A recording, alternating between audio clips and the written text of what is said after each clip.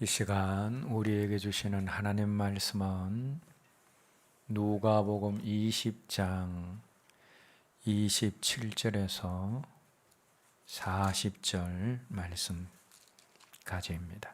누가복음 20장 27절에서 40절 말씀 함께 읽겠습니다. 부활이 없다고 주장하는 사도개인들 중 어떤 이들이 와서 물어 이르되 선생님이여 모세가 써주기를 만일 어떤 사람이 형이 아내를 두고 자식이 없이 죽으면 그 동생이 그 아내를 취하여 형을 위하여 상속자를 세울지니라 하였나이다. 그런데 칠형제가 있었는데 마지가 아내를 취하였다가 자식이 없이 죽고 그 둘째와 셋째가 그를 취하고 일곱이 다 그와 같이 자식이 없이 죽고 그 후에 여자도 죽었나이다. 일곱이 다 그를 아내로 취하였으니 부활 때에 그 중에 누구의 아내가 되리까? 예수께서 이르시되 이 세상의 자녀들은 장가도 가고 시집도 가되 저 세상과 및 죽은 자 가운데서 부활함을 얻기에 합당히 여김을 받은 자들은 장가가고 시집가는 일이 없으며 그들은 다시 죽을 수도 없나니 이는 천사와 동등요 부활의 자녀로서 하나님의 자녀임이라. 죽은 자가 살아난다라는 것은 모세도 가시나무 뜰기에 관한 글에서 주를 아브라함의 하나님이요 이삭의 하나님 야곱의 하나님이라 칭하였나니 하나님은 죽은 자의 하나님이 아니요 살아있는 자의 하나님이시라. 하나님에게는 모든 사람이 살았느니라 하시니 서기관 중 선생님 잘 말씀하셨나이다 하니 그들은 아무것도 감히 더 물을 수 없음이더라. 아멘. 여러분 하루살이가 내일이라는 단어를 알겠습니까? 모르겠습니까? 하루밖에 살지 못하니까 하루 사이는 내일이라는 단어를 모릅니다. 또 년초에 태어난 메뚜기가 내년이라는 그런 단어를 알겠습니까? 길어봤자 5, 6개월 사는 메뚜기는 내년이라는 그런 단어를 모릅니다. 자, 그런데 메뚜기가 내년이라는 단어를 모른다고 해서 또 하루살이가 내일이라는 단어를 모른다고 해서 내일이 없거나 내년이 없는 것이 아닙니다. 하루살이가 몰라도 내일은 있는 것이고 메뚜기가 몰라도 내년은 있는 것입니다. 이런 예들이 우리에게 무엇을 말해주고 있습니까? 내 머리로 또 자기 머리로 알지 못하고 이해하지 않아도 존재하는 진리들이 많이 있다라는 겁니다. 자, 그런데 오늘 우리가 함께 읽은 본문 속에서 우리는 한계 있는 자신들의 머리와 이성으로 이해되는 것만 믿는 그런 한계 있는 믿음을 가진 그런 사람들을 만나게 되어집니다. 오늘 본문 27절 말씀을 보시면 사두개인이라는 그런 종교인들이 등장을 하는데 이 사두개인들은 다윗 솔로몬 시대의 제사장이었던 사독의 이름을 따온 종파입니다. 예수님 당시에 제사장들이 다 이 사독의 후예다라는 그런 어떤 자부심을 가지고 자신들을 사두개인이라 그렇게 불렀습니다. 특별히 이들은 이스라엘 가운데서 부유한 귀족들이고 또 지배계급에 속한 그런 사람들이었습니다. 그런데 이 사두개인들이 예수님께 나와 질문을 합니다. 어떤 질문을 하는가 하면 예수님, 바리새파 사람들이 부활이 있다라고 자꾸 주장을 하는데 성경에서 명령한 형사치수제만 생각을 해도 부활이 있어서는 안 되는 것 아닙니까? 예수님 생각은 어떻습니까? 이런 질문을 합니다. 자, 그런데 이때 사두개인들이 부활이 없다라는 그런 이유와 증거로 제시한 형사치수제는 어떤 제도입니까? 이 형사치수제는 형이 자손이 없어 죽게 되어지면 그 동생이 형수를 아내로 취해서 대를 잇게 해주는 제도입니다. 자, 그런데 오늘 본문 속에서 이 사두개인들이 부활이 없다라는 이유로 들면서 형사취수제를 이렇게 들고 왔는데 자신들이 아주 그 형사취수제에 대한 구체적인 예를 하나 가지고 왔습니다. 그 예가 뭐냐 하면 칠형제가 있었는데 제일 큰 형이 장가는 들었지만 자녀를 보지 못하고 죽게 되어집니다. 자, 그러면 형사치수제에 의해서 이제 누가 이제 형수를 아내로 맞아야 됩니까? 둘째 형이 아내로 맞아야 됩니다. 그런데 이 둘째 형도 형수를 아내로 맞았는데 자식 없이 죽게 되어집니다. 그 다음에 셋째가 형수를 또다시 아내로 맞았는데 자식이 없어서 죽게 되어지고 7명 다 자식 없이 다 죽었습니다. 그리고 나중에는 이 형수도 죽게 되었는데, 자, 그러면 만약 부활이 있다라고 했을 때, 그래서 이 죽은 사람들이 다 살아났을 때에 그 여자의 진짜 남편은 누구입니까? 이거 생각하니까 너무 곤란하지 않습니까? 그래서 이 형사치수제에 비추어 볼 때 부활이 있으면 곤란하니까 지혜로우신 하나님께서 설마 우리가 이렇게 곤란하고 난처하게 될 일을 명령하셨겠습니까? 그러므로 부활은 없습니다. 형사치수제를 우리가 가만히 생각해 볼 때 부활은 있었어도 안 되는 것이고 부활은 없는 것입니다. 이렇게 주장하는 것이 사두개인들의 주장입니다. 여러분은 어떻게 보게 되어지면 이 사두개인들이 든 예는 상당히 논리적이고 합리적입니다. 그런데 논리적이고 합리적이라고 해서 그것이 다 진리는 아닙니다. 사두개인들의 주장은 상당히 논리적이고 이성적이고 합리적이었지만 그러나 그것이 진리는 아니었습니다. 그래서 우리 주님은 오늘 본문 34절에서 36절 말씀으로 그들의 주장을 정면으로 반박하셨습니다. 본문 34절에서 36절 말씀 다시 한번 읽겠습니다. 예수께서 이르시되 이 세상의 자녀들은 장가도 가고 시집도 가되 저 세상과 및 죽은 자 가운데서 부활함을 얻기에 합당히 여김을 받은 자들은 장가 가고 시집 가는 일이 없으며 그들은 다시 죽을 수도 없나니 이는 천사와 동등이요 부활의 자녀로서 하나님의 자녀임이라. 자, 이 말씀을 좀 쉽게 설명을 하면 우리가 이 땅에서 부모와 또 자식과의 관계를 가지고 살았습니다. 또 남편과 아내로서 이 땅에서 살았습니다. 그러나 그런 관계를 가지고 이 땅에서 살았다 할지라도 천국에 가게 되어지면 더 이상 남편과 아내의 관계가 아닙니다. 부모와 자녀의 관계가 아닙니다. 다 하나님 안에서 형제와 자매의 관계입니다. 이 땅에서 참 친밀한 아내와 남편들은 이걸 생각을 하면 좀 섭섭할 수 있습니다. 그죠?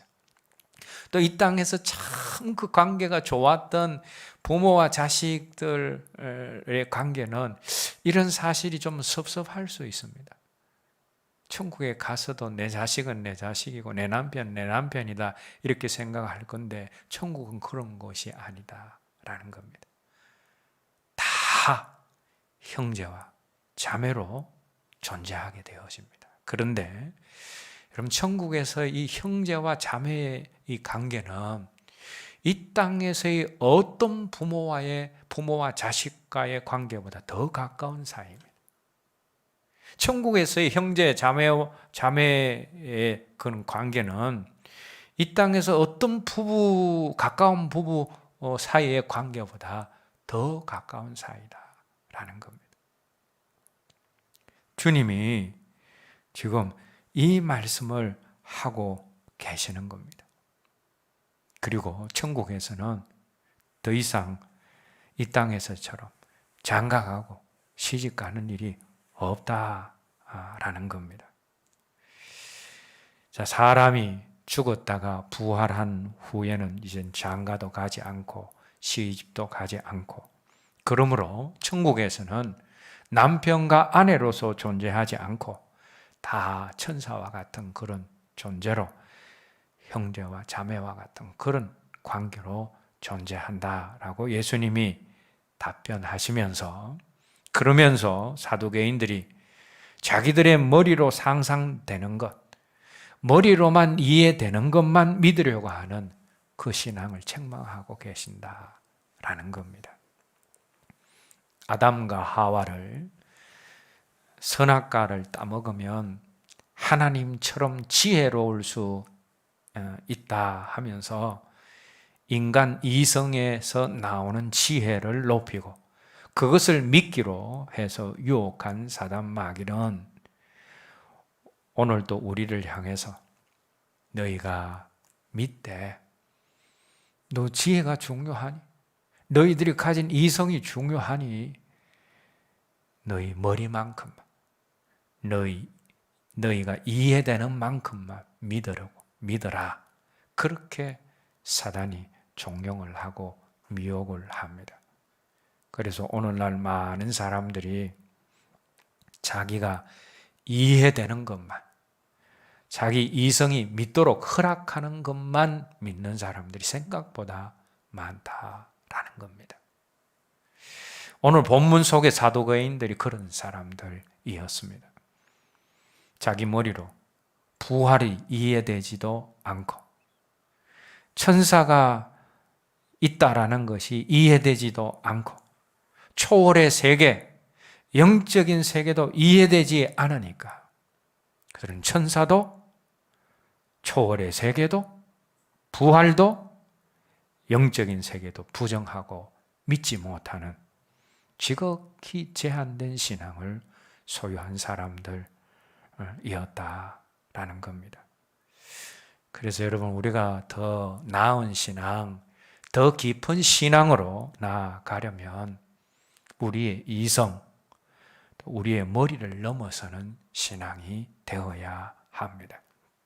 구약 성경에 나오는 아브라함의 신앙도 처음에는 머리로 이해되는 것만 믿는 이성적이고 합리적인 신앙이었습니다. 아브라함이 하나님을 안 믿는 것은 아니었습니다. 그런데 처음에 그의 신앙은 머리로 이해되고 합리적으로 생각할 수 있는 것만 믿었다라는 겁니다.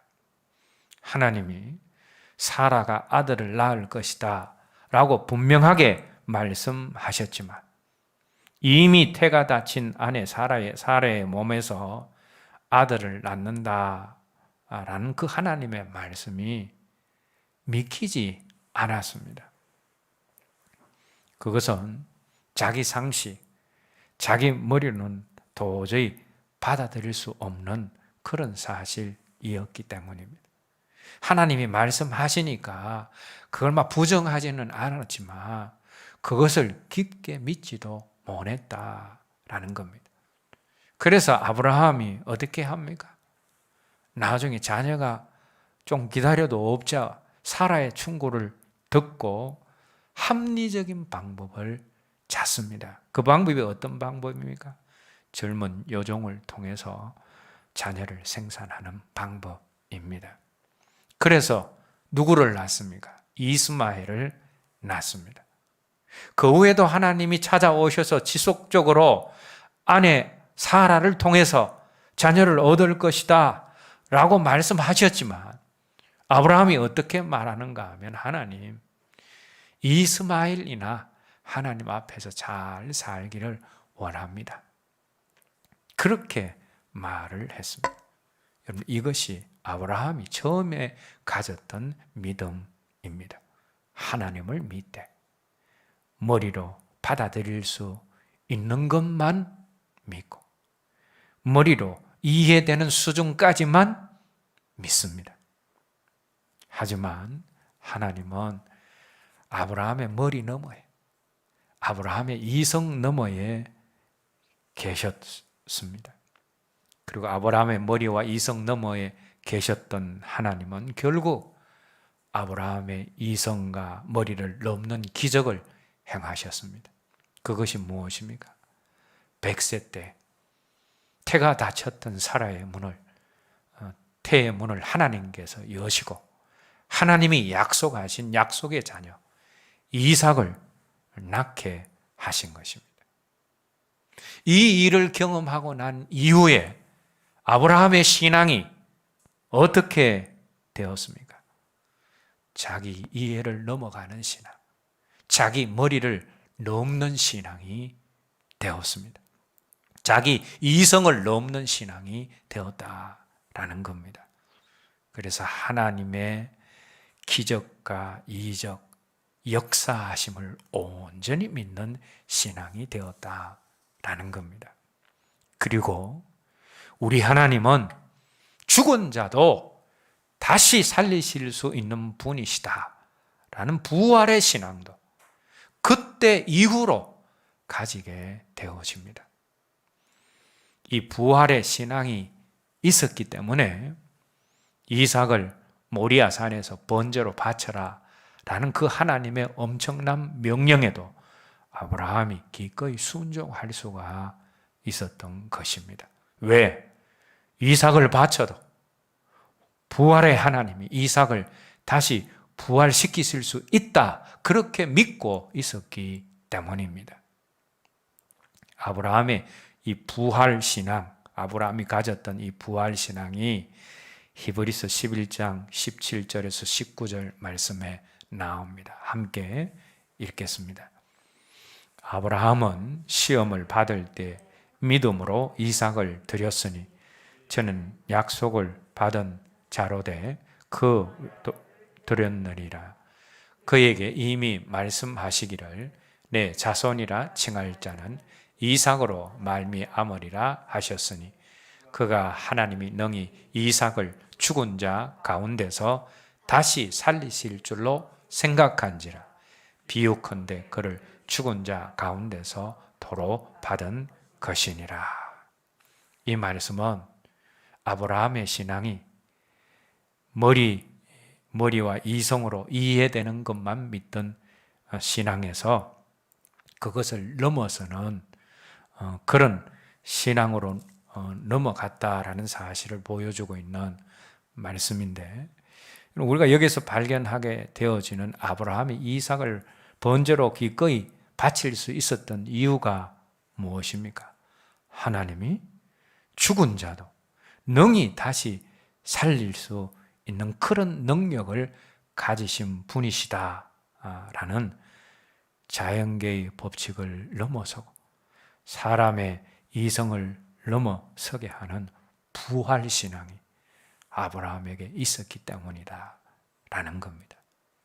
그래서 여러분, 저와 여러분들의 신앙이 머리로 이해되는 것만 믿는 신앙이 아니기를 원합니다. 머리만큼만 나아가는 신앙이 아니기를 바랍니다. 물론 우리의 신앙에 이성적인 그런 부분 또 합리적인 부분도 우리 신앙에 있어야 하지만, 그러나 우리의 신앙이 합리주의적인 신앙이나 이성주의적인 신앙에 머물러서는 안 된다라는 겁니다. 저와 여러분들의 신앙이 우리의 머리를 넘어서, 우리의 이성을 넘어서 한계 없는 하나님만큼, 능치 못함이 없는 하나님의 말씀만큼 확장되고 나아가기를 주님의 이름으로 기원합니다. 자, 두 번째로 우리 주님이 오늘 본문 속에 나오는 사도거인들의 잘못을 지적하신 것이 뭐냐? 그들이 성경을, 제사장들 그룹이었지만 성경을 제대로 몰랐다라는 겁니다. 자, 오늘 본문과 같은 내용이 마태복음 22장에 나오는데, 마태복음 22장 29절 말씀을 보시면 예수님이 형사치수제를 통하여서 부활신앙을 부인하는 사도개인들에게 뭐라고 말씀하셨느냐 하면, 너희가 성경을 알지 못해 오해했다라는 그런 말씀을 하시는 내용이 나옵니다. 자, 당시에, 예수님 당시에 사두개인들의 성경관은 바리새인들의 성경관하고 다릅니다. 사두개인들의 성경관은 모세 오경만 하나님의 진정한 말씀으로 인정을 했습니다. 그래서 나머지 말씀인, 이때는 아직 신약이 형성되지 않은 때니까 구약이 하나님의 말씀인데, 구약의 말씀 가운데서 선지서나 시가서, 이런 성경들은 하나님의 진정한 말씀으로 사두개인들은 인정하지 않았습니다. 그래서 그들이 부활이 없다라고 주장한 또 다른 이유 중에 하나가 무엇인가 하면, 자신들이 하나님의 말씀이라고 인정한 모세 오경, 창세기, 출애굽기, 레위기, 민수기, 신명기, 여기에 아무리 찾아보아도 부활에 관한 말씀은 나오지 않는다. 그래서 부활은 없다라고 그들이 주장을 한 겁니다. 자, 그런데 우리 주님은 너희들이 성경을 잘 모르고 너희들이 성경을 오해했구나 하면서, 너희가 믿고 있는 모세 오경에도 부활과 연관된 분명한 말씀이 나온다 하시면서, 모세 오경 속에 있는 부활과 연관된 말씀인 출애굽기 3장 6절 말씀을 예수님이 인용을 하십니다. 그 말씀이 이제 오늘 본문 37절 말씀에 나옵니다. 오늘 본문 37절 말씀 함께 읽겠습니다. 죽은 자가 살아난다는 것은 모세도 가시나무 뜰기에 관한 글에서 주를 아브라함의 하나님이요 이삭의 하나님이요 야곱의 하나님이라 칭하였나니. 우리 주님이 모세 오경에도 부활에 관한 말씀이 나온다 하시면서 제시하신 말씀이 금방 읽은 이 말씀인데, 이 말씀이 어떤 말씀입니까? 나는 아브라함의 하나님이요 이삭의 하나님이요 야곱의 하나님이다 라는 말씀입니다. 자, 그런데 이 말씀이 왜 부활을 증거하는 그런 말씀이 되어집니까? 우리 주님이 답하신 이 말씀의 의미를 잘 알려면 이제 이 말씀의 시제를 잘 살펴야 합니다. 만약 사두개인들이 말한 것처럼, 주장하는 것처럼 부활이 없다면, 나는 아브라함의 하나님이요 이삭의 하나님이요 야곱의 하나님이다 라는 이 말씀이 어떻게 표현되어야 하는가 하면, 아브라함도 이삭도 또 야곱도 부활이 없으면 이미 오래전에 죽고 다 사라졌으니까 과거 시제로 표현을 해야 됩니다. 나는 아브라함의 하나님이었고 이삭과 야곱의 하나님이었다. 이렇게 표현을 해야 옳습니다. 그런데 하나님은 어떻게 표현하십니까? 나는 아브라함의 하나님이요, 이삭의 하나님이요, 야곱의 하나님이로다 하면서 현재 시제로 표현하고 있습니다. 여러분, 이것이 무엇을 말씀합니까? 아브라함과 이삭과 야곱이 과거에 이 땅에서 죽어서 소멸된 존재, 사라진 존재가 아니라 지금도 살아있는 존재다라는 겁니다. 그래서 하나님이 그 시제를 나는 그들의 하나님이었다가 아니라 나는 그들의 하나님이다 라고 현재 시제로 사용을 하고 계신 겁니다. 그래서 예수님이 하신 이 말씀을 좀 더 구체적으로 설명한 말씀이 오늘 본문 38절 말씀에 나오는데 38절 말씀 함께 읽겠습니다. 하나님은 죽은 자의 하나님이 아니요 살아있는 자의 하나님이시라.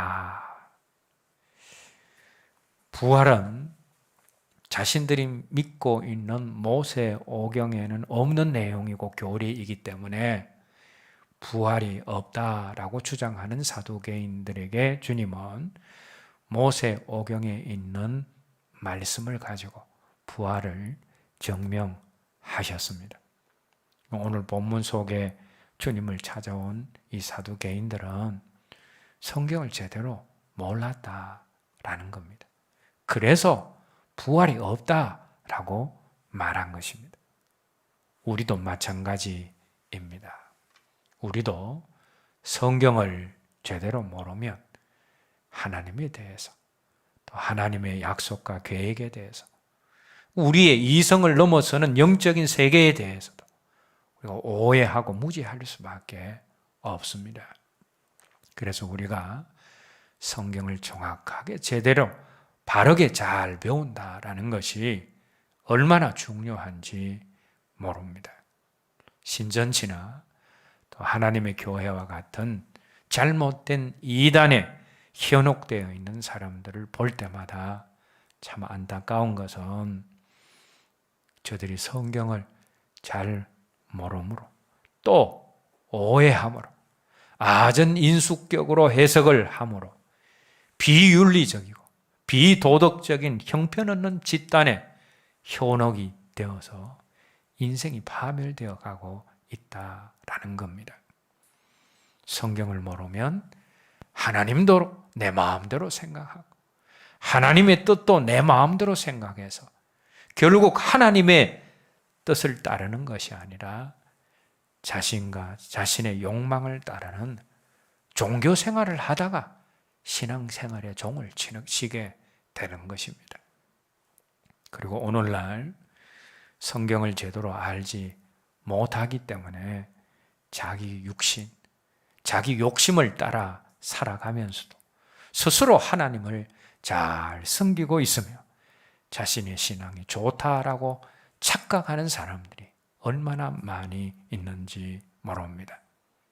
간혹 유튜브에 떠도는 단편적인 그리고 부분적인 잘못된 지식들, 유튜브가 지식의 창고돼 있잖아요. 거기에 보면 기독교적인 지식, 또 영적인 지식들이 얼마나 많이 있는지 모릅니다. 거기에 있는 단편적이고 부분적이고 잘못된 그런 지식, 자기의 죄된 삶을 합리화시키고 자신의 게으른 심령을 만족시키는 그런 그릇된 지식을 한두 번 보고 듣고서는 자신이 마치 바른 진리를 소유한 사람처럼 생각을 해서 바른 진리, 바른 말씀을 전하는 사람들을 무시하는 사람들이 있습니다. 그런 사람들은 구원론도 자기 육신이 싫어하는 좁은 길을 가라라는 예수님의 구원론보다는 자기 육신의 편리함을 따라서 가장 편하고 가장 쉬운 구원론을 택하여서 안심하다가 마지막 순간 주님으로부터 나는 너를 모른다, 나를 떠나가라 라는 그런 엄청난 선언을 들을 수 있습니다. 그리고 오늘날 더 심각한 것은 많은 자유주의 신학자들이 지옥과 천국, 부활과 영생과 구원까지도 실제가 아니라 신화적인 것으로, 관념적인 것으로 생각하고 또 그렇게 가르치고 있다라는 겁니다. 신학교 안에 교수님들 가운데 사랑의 하나님이 지옥을 만드실 수 없다. 그래서 장소로서의 지옥은 없고, 지옥은 그저 세상을 살아갈 때 자신이 만나는 가장 힘든 순간, 그것이 지옥을 겪는 것이다. 또 장소로서의 천국도 당연히 없고, 천국은 이 땅을 살아가면서 만나게 되는 가장 행복한 순간, 그때가 천국이고 그것이 천국을 누리는 것이다 라고 주장하는 사람들이 생각보다 많습니다. 그리고 앞으로 목회를 해야 할 신학생들 가운데서도 그 교수님들의 생각을 따라서 지옥도 천국도 영생도 부활도 관념적으로 생각하고 그것이 실제다라는 것을 부정하는 그런 신학생들이 생각보다 많다라는 겁니다. 근데 여러분, 지옥과 천국, 부활과 구원은, 영생은 신화가 아니고 실제입니다. 우리는 성경대로 주님이 말씀하신 대로 이런 진리들을 믿을 수 있어야 합니다. 그리고 무엇보다도 부활신앙은 우리 주님이 분명하게 증거하셨고 성경도 분명하게 증언하고 있는 너무나 중요한 신앙입니다. 고린도전서 15장에서 사도 바울은 만약 부활이 없다면 예수님께서 죽은 자 가운데서 다시 살아나시지 않으셨을 것이고, 부활이 없다면 우리의 믿음이 헛된 것이 되어지고, 부활이 없다면 우린 세상에서 가장 불행한 자다 라고 말하고 있습니다. 우리 주님께서도 십자가에서 돌아가시면서 한쪽 편 강도에게 말씀하시기를 오늘 내가 나와 함께 낙원에 있으리라 말씀하시므로 죽음 이후의 삶에 대한 정보를 분명하게 우리들에게 주셨습니다. 이같이 하나님의 말씀이 영생과 천국과 부활이 있음을 분명하게 증거하고 있는데 사두개인들은 그 말씀을 제대로 몰랐다라는 겁니다. 오늘 저와 여러분들은 말씀을 오해하지 말고 자기 육신적 기호에 맞게 그릇되게 해석해서 받아들이지 않고 성경이 말씀하고 있는 그대로 바르게 잘 알고 받아들여야 됩니다. 그래야 우리의 신앙이 건강한 신앙이 되어지는 것입니다.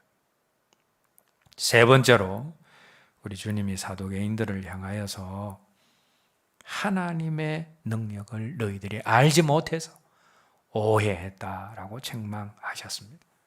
오늘 본문에 이런 말씀이 나오지 않지만 오늘 본문과 같은 내용을 기록을 하고 있는 마태복음 20장 29절 중반절 말씀을 보시면 부활이 없다라고 주장하는 사도개인들을 향하여서 너희가 하나님의 능력도 알지 못하는 거로 오해하였다라는 그런 주님의 말씀이 나옵니다.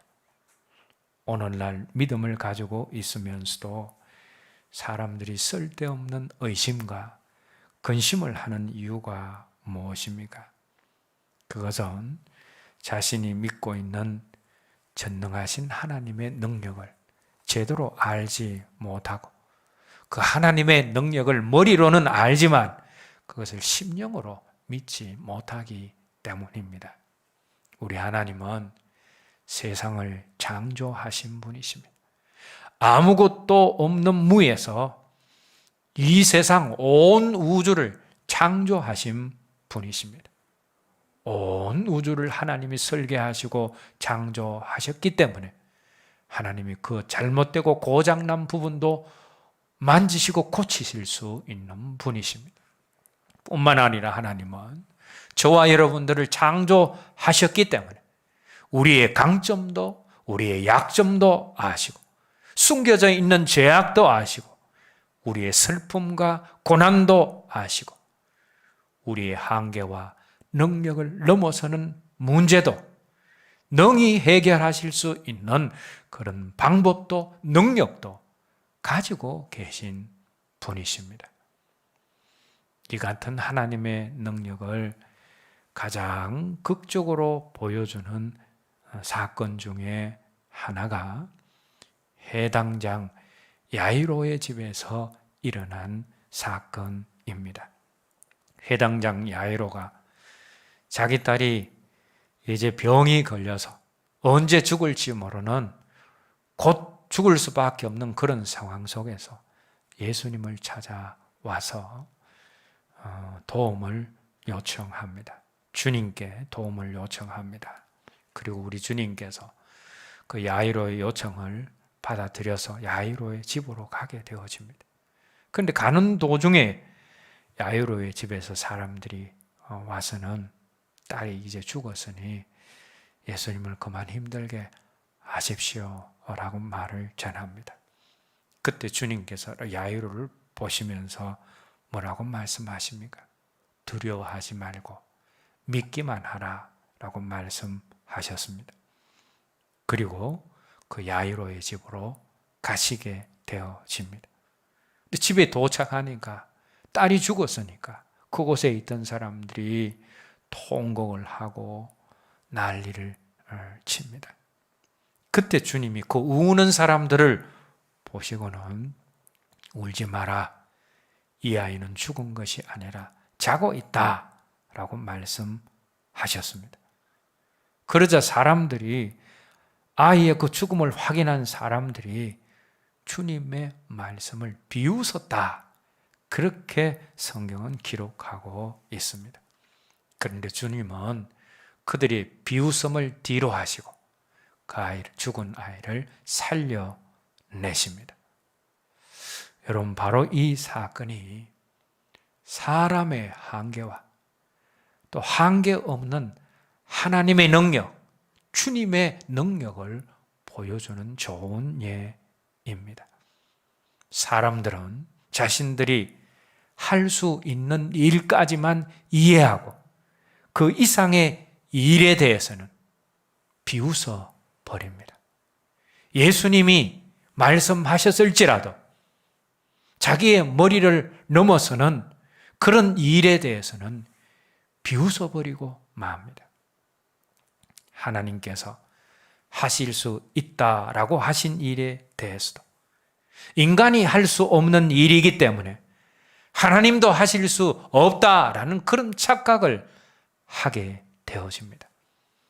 그리고 하나님의 말씀과 하나님의 약속을 비웃는 사람들이 많습니다. 그러나 인간이 할 수 없는 일도 우리 하나님은 능히 하실 수 있습니다. 죽음이 인간에게 있어서는 도저히 손쓸 수 없는 일일지라도 하나님에게 있어서는 그 죽음이 잠자던 애가 일어나는 것과 같은 자연스럽고도 쉬운 일이 되어진다라는 겁니다. 사랑하는 여러분, 내가 할 수 없고 내 옆에 있는 다른 사람이 할 수 없다라고 해서 하나님의 약속과 말씀을 의심하는 그런 어리석음을 범하지 않기를 바랍니다. 고린도후서 1장 20절 말씀에서 하나님의 약속은 얼마든지 그리스도 안에서 예스가 되어지니 그런즉 그로 말미암아 우리가 아멘하여 하나님께 영광을 돌리게 되느니라 라는 말씀이 나옵니다. 말씀을 들으실 때에 하나님의 약속이 나타나면 아멘으로 응답하면서 그 약속의 말씀을 붙잡아서 자기 것으로 만드십시오.